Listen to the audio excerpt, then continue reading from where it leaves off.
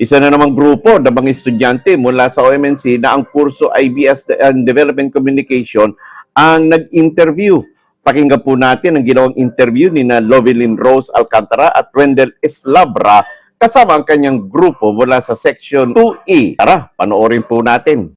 Magandang araw po at ngayon po ay mag-i-interview po tayo, isa sa mga professional journalist at ako nga po pala si Lovelyn Rose Alcantara, nagmula sa Bachelor of Science Development Communication 2E, nagmula sa School ng Occidental Mindoro State College. At ako nga po pala si Wendell C. Eslabra from Section 2E ng Occidental Mindoro State College. At ngayon po ay papakilala ko po sa inyo si Sir Marcelo Raro, better known as Mar Raro po, na kilala po siya sa at Mar Raro at your service. Good morning po, sir. Good morning. Talaga ba't nilalamig kayo? Good morning din. Good morning po, sir. Nilalamig sila. Yes, sir. Bago po tayo mag-proceed, sir, sa ilang katanungan po na aming hinanda po, gusto ko lang po muna, sir, itanong, bakit po pagiging journalist po yung napili niyo po? Aksidente. Okay lang ako, may mic na ako. It's an accident na actually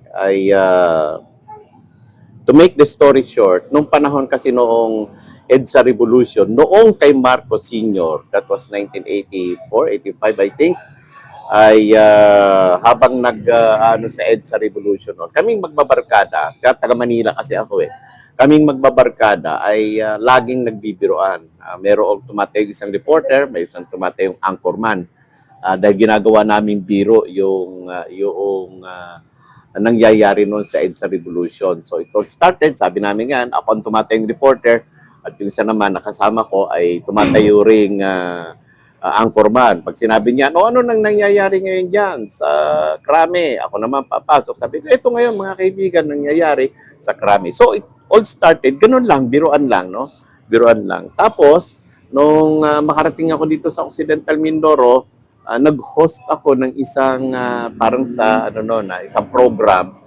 Nakita ako ng ang radio station na DCYM, yung namayapang magaling na station manager na si Franz Caroline Jen Ablog ng DCYM. Natuklasan ako at sabi nga niya, ang ganda daw ng boses ko. Maganda ba naman ba talaga? Yes, sir, maganda po. Sabi ganun, porque ni-interview niyo ako, siyempre sabi niyo maganda. Ngayon, sabi niya, ay pinilit akong, ininganyo akong mapabilang sa broadcast industry. At doon na nagsimula yung aking pagiging anchor, news anchor, reporter. Doon na hanggang nung 1993 ay dahil naramdaman ko na masarap pala dito sa trabaho na ito bilang broadcast journalist. So I applied for accreditation o license na pagiging announcer. Kasi hindi ka naman pwede maging announcer kung wala kang lisensya. So, I took an exam sa KBP. In SWAPE, nakapasa tayo. Nagkaroon tayo ng accreditation. So, meron akong license ng KBP announcer. Noong 1993, nagsimula yun.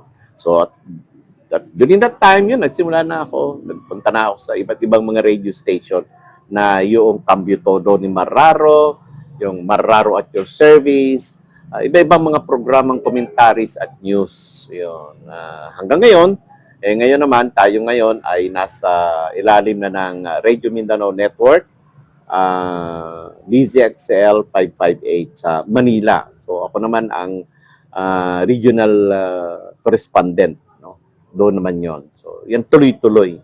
No? So, ayun nga po talaga, pag tadhana na po ang kumilos, pag sayo, ay sayo po talaga. Oh, ganon? So, ayun po, sir. Naniniwala ka sa ganon? Yes, po, sir. Kasi may mga bagay po na parang hindi naman natin in-expect, pero hindi naman natin na kung saan po baga hindi naman natin nakikita na para po pala tayo doon. So, parang tadhana na po yung gumagawa talaga ng way kung paano po tayo mapunta sa ganung bagay. Lalo sa pag-ibig. Bakit? Aroy, bakit? May something ba? Yes, sir. Something meron, no? Ano ang masasabi mo sa pag-ibig? Napunta doon. Okay. Okay na po. Sila nang in-interview. Okay, so Ito sir, may meron po kami mga ilang katanungan po na inata po dito kung paano nyo po, kapag sinabi niyong ilan, dalawa lang yan. hindi sir, ilan po, Mga kung paano nyo Hininda, po oo. sinabuhay po or paano po kayo ginaid ng media law and ethics. So, ano po sir, ano po ang pinakamalagang batas sa media na dapat po sundin ng mga journalist sa Pilipinas at bakit po ito mahalaga? Being a licensed broadcast journalist under the umbrella ng organization ng KBP, we abide by the Code of Ethics. No? Kami ay nasa ilalim ng kautusan ng aming mga batas. Code of Ethics kung tawagin namin. Ano? So meron ethical standard kami sinusunod. Kaya nga ethical standard, so ibig sabihin yun lang ang susundin namin para hindi kami mawala, no? Ang National Journalist of the Philippines, meron din silang Code of Ethics. Yung sa mga dyaryo, yung mga nagsusulat ng dyaryo, meron silang sariling Code of Ethics. So may kani-kaniya kami mga Code of Ethics. Ako naman, dahil nagsusulat din ako, so may Code of Ethics din as a reporter, para hindi kami wala. So ang nag-a-abide kami sa Code of Ethics under this ng ethical standard ng aming organization. Next question po is, Ha? Tinabahan ako? Okay. paano po nakakapekto ang freedom of the press sa inyong pang-araw-araw na gawain po bilang isang journalist po? Freedom of the press. Apo. Hindi nakaka-apekto. Ito, trabaho eh. But for me, ewan ko sa iba kong mga kasamahan, no? For me, it's not, hindi ito trabaho. No? Hindi ito trabaho. Kundi ito ay isang passion. This is my passion. No? Kaya yung freedom of the press, ito na yan, papasok yan. Yung freedom of the press, yan ay katawagan sa aming sa lingwahe ng nasa industry namin. Freedom of the press. Na, may kalayaan kaming magpahayag. Kahit na sino sa inyo, may kalayaan tayong magpahayag dahil yun ay itinatadhana ng batas, no, sa article ng ating Constitution. Pero dito sa bilang press, no, bilang media personality, bilang nasa radio, bilang mga reporter, ay yung kalayaan namin ay merong hangganan. Kasi dito sa bilang isang reporter, hindi mo pwedeng isangga yung kalayaan mo na magpahayag, kundi ang kalayaan mong i-presentan sa isang istorya yung side ng isang tao at yung side ng isang tao, yung opinion nito at yung opinion nito na hindi ka naman pwedeng magbigay ng anumang kahulugan na may papanigang ka sa kabila, magkabilang panig. So yun ang ipipresent mo sa tao. So that's it. That's the freedom of the press. So kalayaan naming maghayag ng katotohanan doon sa pangyayari para yun ang alam ng taong bayan. Kasi pagka hindi mo ibinigay yung truthfulness, yung fairness, yung talagang wala kang biases, no? Walang bias yun ang talagang dapat mong ibigay sa tao. Kasi hindi mo pwedeng ibigay lang yung isang side lang. Kasi magkakagulo. Di ba? Balance. Balance news. Yan. Truthfulness, yung katotohanan, yung bukod sa katotohanan, yung makatotohanan ng pagbabalita at komprehensibong pagbabalita. Information. Kasi ang tao ay may karapatan na right of the information. At yun ang freedom naman natin para makarinig tayo ng malayang pamamahayag, sinasagkaan tayo nun. So, next po sir ay, paano nyo po sinisiguradong hindi po kayo lumabag sa level law, lalo na kapag sensitibo ang issue? Pinagbibintangan mo ko? Hindi, joke. Okay, so, alam kong hindi ako lumalabag sa prinsipyo ng aming profesyon. Ang totoo niyan, siyempre kapag ikaw ay isang political isang political commentator, ibig sabihin may nagbabayad sa iyo for the sake na itaguyod mo yung isang entity or isang individual o isang grupo, mawawala yung sinasabi natin dong yung fairness, no? Kasi ang ibibigay mo lang doon ay yung kung ano yung nandoon sa iyong kinabibilangang organisasyon, like sa political especially. Hindi ka makikinig na ng tama diyan kasi side mo lang ang palaging tama. So that's one. Pagkatapos ay yung isa naman kapag ikaw isang reporter ng isang network na talagang walang kinikilingan, walang ano, yun naman doon. So bahala kayo. Basta ako i-report ko kung ano yung sinabi mo, yun i-report ko. Yun ang paparinig ko. Kung ano naman ang report niya, yun. Kapag sinabi minura mo siya, ibabalita ko yung minura mo siya. Di ba? Ganon. Ganon lang yun. Ano? Pero again, meron kaming dikahon na paggawa ng news. No, hindi basta-basta gumagawa ka lang ng news kung ano na maisip mong isulat at basahin mo. Hindi, no. Merong standard yan. No? Meron niyang, siguro pinag-aaralan nyo ngayon yon, yung paano gumawa ng paglalagay ng information sa isang news item, di ba? O ganun lang yon. Hindi po basta-basta. Hindi basta-basta, yes. So, Next question po is, paano po nyo pinapanatili yung accuracy and fairness po sa pagre-report po? napakagandang tanong na yan. Sabi, kailangan gamitin ko yun. Napakagandang tanong na yan. Pakiulit nga. No. Okay. So, kasi, mayroon kang tinatawag na, once na ikaw ay naging isang reporter, dalawa lang o tatlo ang gusto mong mangyari sa sarili mo. Ikaw ba, ano ang nasa isip mo? Maging isang reporter na bayaran? Paid reporter? No? Kasi may ganyan talaga sa media. No? May corruption sa media, actually. No? Gusto mo isang bayaran? O isang nasa gitna? O isang wala lang? Di ba? So, credibility. Kung meron kang iniisip na kredibilidad ko at ang aking pagkatao ang nakataya dito, so bakit ako papasok doon sa, magko-compromise ako doon sa isang balita na makakasira sa ating kredibilidad. Totoo, aminin ko naman, nangyari sa akin yan, no? Nangyari sa akin yan. So, kasi napunta ako doon sa isang political group, no? Doon. So, sa kanila, puro tama yun. Wala akong ginawa, kundi tama yun sila. Tama sila. And now, I understand, mali talaga yun eh. Kasi, di ba? Nagiging bias ako. No? So, ngayon, on my own, isa na akong freelance broadcast journalist. I can do whatever I can do na para ipahayag yung talagang dapat na malaman ng publiko. Yun. So, credibility. Next question. Ano po yung proseso ninyo sa pag-verify po ng mga information para maiwasan po ang misinformation or mga fake news? Yan, totoo yan. Yan din tayo nahirapan. Kasi alam nyo, lalo na ngayon sa mainstream media, I belong to the mainstream media. Tapos kami pumapasok na rin, ginagamit namin ng social media, no? Which is yung mga, siyempre may internet na tayo. At gumagamit ng Facebook, gumagamit ng mga kung ano, no? TikTok, di ba? So doon, they can express, no? Walang patumagan, di ba? Mag-express. So, kapag nakita ko ng isang item na ganon, it's alarming, so I have to check.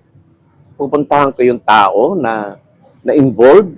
Tapos, yung pag-aaralan ko kung halimbawa, ang topic ay halimbawa ay flood control. Yan, isang ano ngayon, flood control. So sa flood control, titingnan ko sino yung agency, sino yung contractor, yun, para may padaling maintindihan kasi napapanood nyo naman yun, no? Pupuntahan ko yung contractor, pupuntahan ko yung politician, pupuntahan ko yung ito. So, you fact check. Hindi ka dapat, ito nga ang problema natin eh. Sa mga lumalabas sa social media, talaga namang nakalulungkot, no? Basta't makapagsalita lang, may balita lang, ang tao naman maniwala agad, di ba? Opo. Makita mo lang, oy, meron ditong ganito pa. Wala namang information na ibinigay, kundi yun lang, di ba? Buti kung sasabihin nila, ay, si Mararo, gwapo pala. Ganun. Tapos, hindi, kontrahin ko ba yun? Hindi. Alam ko naman, pangit naman ako, no? Ganun. Okay, so, magaganon. Fact check. So, you have to deal, kapag nakita mo yung news item, check. Alamin mo, totoo po ba ito? Totoo po ba ito? Totoo pa ba ito? Totoo pa ba ito? Ngayon, susunod. Sinabi, involved yan ng DPWH. O, di papunta ka sa DPWH. Totoo pa ba ito? Ang sabi po nila, involved kayo. Mga ganon. dapat po talaga sir, maiwasan po yung biases sir na parang Yes. dapat parehong panig po talaga sir yung ini-interview mo po, inalam mo yung information po ng kada panig. Yes, yan ay nandoon sa ilalim ng ethical standard. Yes po. Okay. Next po is, paano nyo po pinapanatili yung accuracy or fairness? Mhm. Sinasabi mo. 7. Oo. 7. Ito yung mga nag-interview. Mga estudyante ng OMNC. Ito Okay. pa sir, paano niyo po tinutugunan yung mga risk ng mga cyber level sa panahon po ng online journalism? Yan ang aming nagiging problema, no? Nagiging problema kasi una apektado rin kami, no? Kasi nadadamay kami sa paggawa ng mga news, no? Kaya nga meron tinatawag na newsworthy na ito yung totoo eh. Kaya lang, siyempre pagdating sa mga ganyan, pag-aaralan namin yung aming mga binibitawang mga lingwahe, binibitawang yung doon sa aming news, no? Siyempre para cyber libel 'yan, di ba? O, so may batas tayo diyan. Kahit nawala yung cyber libel na 'yan, meron kaming batas na umiiral. At yun ay nasa ilalim pa rin ng aming ethical standard. So kahit yung cyber libel, mas maingat kami dahil unang-una, yung karapatan, yung reputasyon ng isang tao ay hindi mo dapat yan ay nilalagay sa alanganin. O, ganon. Next po is, paano nyo po ina-handle yung mga conflict or interest sa inyong trabaho po? Wala lang. Bahala sila sa buhay nila. May tatawag sa'yo, ganito. Yun talagang magiging bakit ganon ang news? Sir, yun ang sabi nyo eh. Bakit ganito yung gano'n? Yun din ang sinabi niya eh. That's the truth. May gusto kayo na sabihin pa, may dadagdag kayo. Ang ganda no. Pag siya, opo, ganun. Baka ba uli? Di balita uli. Before pa tayo mag-end sir, Nag-end na kaagad, ang bilis naman. sir, baka mayroon po kayong gustong i-share po para po sa mga aspiring youth po na journalist or tulad po namin or mga susunod po na gusto yung magiging journalist po. Hindi nyo gugustuhin. Di ba? Mahirap, masarap ang maging isang journalist, ano? Maging isang reporter, na dito sa aming industry, dito sa industry ng media na the fourth estate kung tawagin, ay dapat ay ka dito, you are the bridge of the people and the government. Kasi ganito yan, ano? Meron tayong 4 na states, which the fourth state is the media. Ang first state is the government, which is the executive. Ano yung executive? President, governor, mayor, kapitan. Yan ang executive. Legislative naman, which is yung Congress, Senate, sangguniang panlalawigan, sangguniang bayan, at sangguniang barangay. Yan ang legislative. Yung judiciary naman, ayan ang Supreme Court, yan ang Supreme Court, Court of Appeals, Regional Trial Court, Municipal Trial Court, etc. pag pinag-uusapan ng batas. And the fourth state is na mga broadcast journalists o yung media people, tayo yung nasa tinatawag na fourth state. So anong trabaho ng fourth state? Ipaalam sa community. Ito yung community. Ito yung community, ito yung state, the fourth state. Kung ito ang media, lahat ng nangyayari dito is dapat i-inform dito sa community. Siyang tagapaghatid ng balita. Yun. So, ayun lamang po sir. Thank you po sa binigyan niyo po. Pinilit, ang bilis naman kaagad. Binigyan niyo po oras sa amin Bitin sir. ako sa tanong. Ang sarap din pala nung ini-interview. Sa totoo lang, no? Ngayon lang ako nakaramdam ng ini-interview. Kanayang interview ko, tapos ngayon ako ini-interview nila. Thank you, it's an honor. Thank you po. Gusto niyo talagang maging mapabilang sa broadcast industry, sa media industry, sa fourth state, malaman lang ano. Pag pinapatay kayo, no? Pinapatay na kasi ako eh. Ganun lang yan.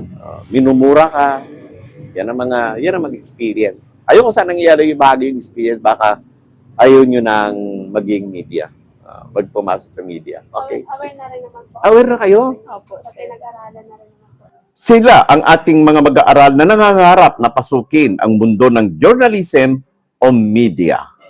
Muli, manatili pong nakasubaybay at tumutok para po sa mahalagang impormasyon at komprehensibong mga balita dito po sa ating RMN News Network nationwide, sa ating pong YouTube channel at sa ating FB page. Ako po ang inyong abang lingkod, Mararo po, at your service.